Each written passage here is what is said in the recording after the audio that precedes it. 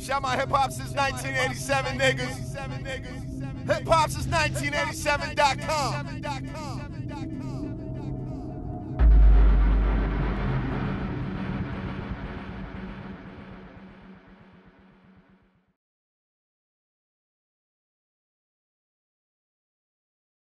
You know what it is, hip hop since 1987. It's the man Eldorado. In this edition of Behind the Beats, we have the Academy's own V12 The Hitman. What's going on, good brother? How are you? My guys, it's good. Pretty good, man, pretty good. Now, this is the second time that we've had you on our edition of Behind the Beats and whatnot. You know, you've come a long way from our last interview till now. You know, most recently, I understand you have placements with Kevin Gates. You know, you have work out there as far as the XXL 2014 Freshman Freestyle with Rich Homie Quan, Ty Dolla $ign, Little Dirt. You were recently inducted into the Academy, although, you know, you've been a member of the Academy for a long, long time. And, you know, your credentials just continuously grow and grow and grow, you know. So I gotta ask you, you know, from 2013 to 2014, where do you feel as though you've seen your most growth as a producer? I just feel like even the coming from that year to this year was a transitional period for me. You know what I'm saying? Just as far as, you know, I've been around for a minute. You know, I've got plenty of placements. It's more so at this point in my life, it's kind of like turning into a brand rather than just working. You know, I've always been a workaholic that people know me about and know that's my character. You know, I stay in the studio and it's more so about making it make sense. You know, and once it started to make sense, I started to move differently. It was kind of like I had already built relationships, and now it's just kind of like cultivating them and becoming more of V12 than just this workaholic that kind of it boils to who I am. You know, so now people get to know who I am as a whole, like from my soul, rather than it just musically. You know, not just going out here talking and say I did all this shit, did all this extra shit. Just musically, like being able to touch people now, and people can put a name with a face, and I can actually really show people who I am through my music rather than talk to them and be all out in the limelight and the camera and all that. And that's always been the basis of my character. I like to show rather than talk. You know, so it's that kind of like that shit. I like what you said about it, you know, being a transition from this year, you know, from last year to this year rather and whatnot. And I know a lot of producers who watch this segment, up and coming producers, as well as producers who are already known in the game, you know, they send us letters and they comment and they ask us questions and whatnot. And one of our viewers most recently asked us a question about, for producers specifically like yourself, you've worked with both mainstream artists and underground artists. So if I was an up-and-coming producer looking to get my work off to up-and-coming artists or mainstream artists, what are some techniques or some skill sets that you would give me, you know, to move in the right direction? As a young producer coming up, all I would say is the most important thing that I would say is to be yourself, because it's a lot of doppelgangers out here, and it's not even to take away from their talent at all. It's just kind of like putting it to a perspective to where, all right, you have this art, and if you appreciate art, okay, you appreciate art, right? We have Salvatore Dali, Vincent Van Gogh, and let's say Todd McFarlane. He's a great comic book artist. He drew Spawn. He's created Spawn. Okay, let's say you have all three of those artists, and we all give them a blank canvas, and we say, draw a tree. Now, each one of those artists, mind you, have an interpretation of that tree and how it translates to that raw canvas. So, what I would say, the first thing I would say to producers is, do your best to translate your own thoughts onto that raw canvas. And what that means to me when I say it and what I see is, be you. Display what you do. You know what I'm saying? Don't worry about, don't look at the other man's paper. You know what I'm saying? Draw what you draw. It may not come out satisfactory to other people, and that's where constructive criticism comes in. And then we have that, you'll be able to go back and get another, you could ball that piece of paper up and you could draw, and as you draw it, and over time you get to formulate, you get to perfecting the translation of your visuals through your hands. And I think that's most important in music because a lot of it is passionless, and that's just my opinion. You know, other people have their own opinion. I just look at things differently. I don't look at things in front of me. I look at things I look at things in the moment. You know what I'm saying? That's competence, that's vision. And what I think a lot of people lack is vision. You feel me? So what I would say is, first thing I would say is, be yourself. Be something unique. Be something different. Don't be afraid to be shunned away. Don't be afraid to be like, yo, your shit is whack. Because if your shit ain't whack, at some point in your life, you'll never get good. It's just like a relationship with a woman. You may start off, you getting a lower person. You may not have shit, she may have shit that you don't like. You may not have shit that she don't like. But y'all learn about each other. Y'all perfecting this bond called a relationship. And that's what I think music is. It's an individual art. Raw. It's not really, it's no syllabus, it's no rubric, it's no outline, no guideline for that shit. So I would say in that, just be you first and foremost. Now, to get your music out there, that's just about networking and branding, you know, and that takes just moving around and connecting with people, because that's a lost art form in today too. A lot of people are so scared that their plan will be revealed, or the way they got to where they are, that they don't want to tell each other, or they don't want to say nothing, or they don't want to give any information out. And it's fucked up, because you know, everybody knows that it takes a village to raise a person. You feel me? And at the end of the day, I didn't have any mentors. When I came down here, bruh, it was hard as shit. I didn't have anybody that could talk to me. I had no producers that really was like, yo, you need to do this, or even taught me about the music business. You know what I'm saying? So mentorship is definitely key. You know, and that's just the building process of everything. You feel me? And with that building process, bro, it comes with learning. It comes with learning about self, and you become your person. You become you. So with all that, you have marketing, you have just moving around and touching people and getting in tune and building a relationship with these artists, and you have this raw art form that you give to people, you know, and you keep going and you keep going and you keep building and you keep molding yourself, you know, and everybody forgets that core, which is self, and they want to go out and they want to be sounding like this producer, or they want to get this because this amount of money is attached to it. And they pay attention to all the things that are tangible that really don't matter at the end of the day. And that takes away from the passion and from the art. So if you want to do, I say this, if you really want to do music and you really want to just be a producer, negate all the shit that is put out there in front of you, like money, being around rappers, drugs, all the shit that really don't amount to the work at the end of the day. Negate that, and if you really want to do it, you do it, and you stick to it, and you stick to those original rules, you know. And a lot of people can't even have the concept of that foundation anymore, because they looking at the destination instead of the journey, because the journey is the shit that makes or breaks people. That's very well put. I like how you put that as far as the journey is concerned. So what is the journey like when you're creating your music? When you're making beats, you're creating instrumentals and whatnot. What is your journey like? What are some software or hardware programs that you use? Or what are some different VSTs, and plugins that you use? As far as digital audio workstations, I would say I would stick with Ableton, FL, and I use Sony Acid Pro 7 now. What that is, a lot of people don't even, that's like an older, but it's really, it's an older DAW, but it's like the sound generation is crazy, and a lot of people not even on it. But what it does is it kind of like, it adds a different element to the soundings to me, in which I get like a bunch of sound rounding. Like, it's kind of like my filter before I go to Pro Tools and mix. You feel what I'm saying? So I use that. And as far as VSTs, I would say my go-to would be probably Omnisphere or East West Go Orchestra. Dope shit, because I'm big into horns and like making movies. You feel what I'm saying? So those are my go-tos. Okay.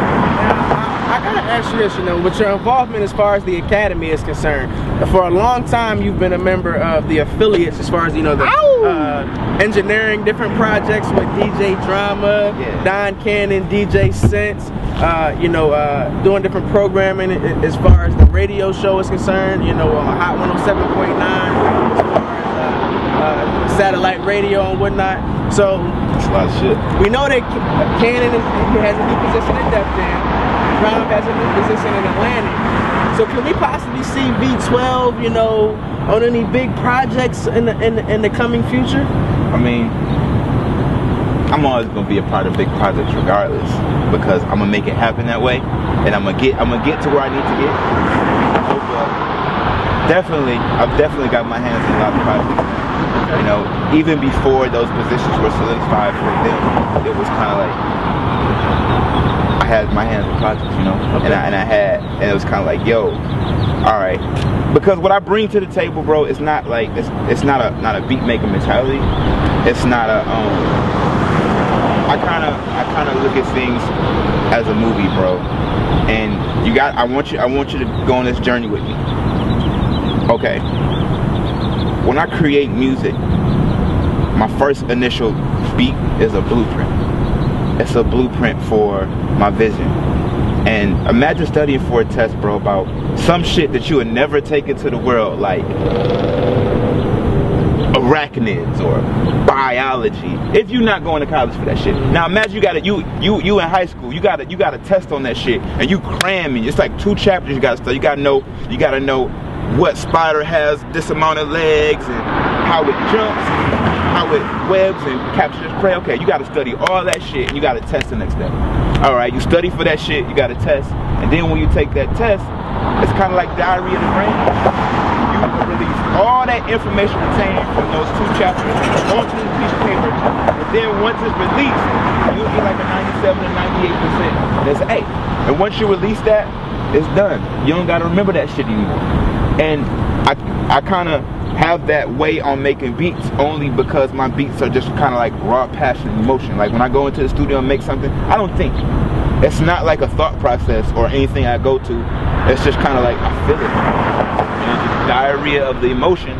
And then once that blueprint is down, I could build on it. You know, I used to just try to make beats for a sound or for other people, and I forgot I started making beats for myself. You know, so it's kind of like I'm building this masterpiece for myself, and other people gravitate to it because I put that raw emotion in it, and they 9 times out of 10 they'll feel the same way I felt. Now you just gave mention to something amazing as far as a masterpiece is concerned. You're talking about creating masterpieces as far as music is concerned. I understand you're working on your own individual project, a musical experience like no other. Cruise Control. Can you elaborate on that project, and can you kind of give us the explanation behind the name Cruise Control? Okay, this is the best way I could do it. I'm gonna ask you a question. All right, bro. Let's say you just captured a big interview. Great big interview. You got you know what it's gonna bring to your brand. You know what it's gonna bring to your company. You know all that shit. You have the vision for it. Okay, you got this great feeling inside, bro, and check the weather right now. The sun is down a little bit more, and as you can see, the city is beautiful. You can feel that. It's a feeling now. You know, the city is a feeling because you can see it. You feel what I'm saying? And then imagine you got a nice blunt of gas, bro, and you hop in the car. And you hop in the car, you begin to drive, and you just drive, and the weather's beautiful right now. You know, the sun is beaming, and you got this good feeling of you just closing this you just got this big interview you know it's going to bring to you. Once again, as I elaborate twice. What type of music do you listen to once you get in your car and you light that blunt? I would want to hear something mellow, something that, you know, something that not only spoke to my ear, but spoke to my heart and spoke to my soul. Do you have a specific song or era of music you would go to, though? Quite honestly, like, in my own personal collection, it would be something with Gladys Knight or Otis Redding. All right, peep those names. All those names, if you said that around people, those names evoke feeling. You know why? Because the feeling they had in music. So what I want to do with Cruise Control is I kind of want to put that passion back in music, because I feel like music translates to how society is, you know. And I feel like society is fucked up in a sense because the way music is and how music hits us.